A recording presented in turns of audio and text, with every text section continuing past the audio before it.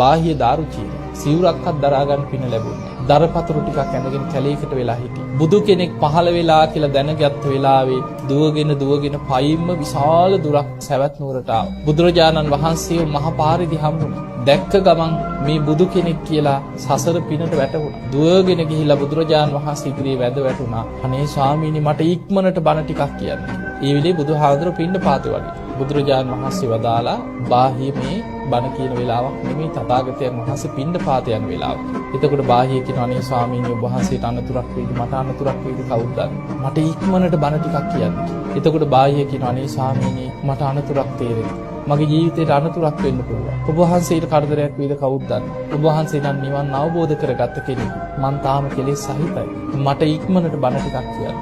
එතකොට බුදුරජාණන් වහන්සේ අදිෂ්ඨාන කළ බුදු ඇසින් බැලුවා බාහියට මෙච්චර කලබලයක්. ඔහුට ජීවත් වෙන්න ආයුෂ තියෙනවද කියලා බුදු ඇසින් බැලුවා. බලනකොට දැක්කා පොඩි වෙලාවයි ආයුෂ තියෙන්නේ. මේ මරු විකලෙන් වගේ කියනවා. පෙර සසරේ කර්ම විපාකයකට යක්ෂණියක් එනවා පන්නගෙන පලිගන්න. ඒක කර්ම විපාකය. බුදුහාඳුරේ ඒක වළක්වන්න ගියේ නෑ. බුදුරජාණන් වහන්සේ පාත්‍රය අතේ තියාගෙන කෙටියෙන් හකුලවල බණ ටිකක් කියනවා. දිත්තේ දිත්තමත්තම් භවිස්සති.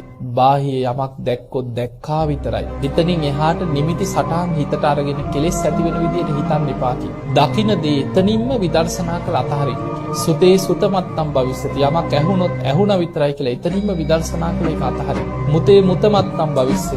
යමක් දැනුනොත් දැනුණා විතරයි කියලා අතහරින්න. විඥානේ විඥානමත්තම් භවිස්සති. යමක් හිතුනොත් හිතුණා විතරයි කියලා අතහරින්න. බාහිය ඔබ ඒ විදිහට අරමුණු එතනම අතහැරියෝ. ඔබේ හිත එතන පිහිටන්නේ නැහැ කිය. වෙන තැනක පිහිටන්නෙත් නැහැ. ඒ අතරත් නෑ ඔබ පිරිනිවන් පාන. ධර්මය හකුලවල බාහියට ගැලපෙන විදිහට කෙටියෙන් බණපදයක් කිය පොඩ්ඩයි. බාහිය එතනම දන ගහගෙන මහපාර අයිනෙම ධර්මයේ විමසන. යක්ෂණියාවා එනකොට තමන්ගේ සංසාරේ පලි ගන්නාවු වෛරක්කාරය පාරයි නින්නද. එතන එළදෙනක් හිටියා. එළදෙනට ආවේශ වෙලා ඉන්නවා. එහෙමයි තියෙන්නේ. එළදෙනට යක්ෂණියක ආවේශ වෙලා යන්න කියලා තියෙන්නේ. එහෙමම මැරිලා වැටෙනවා.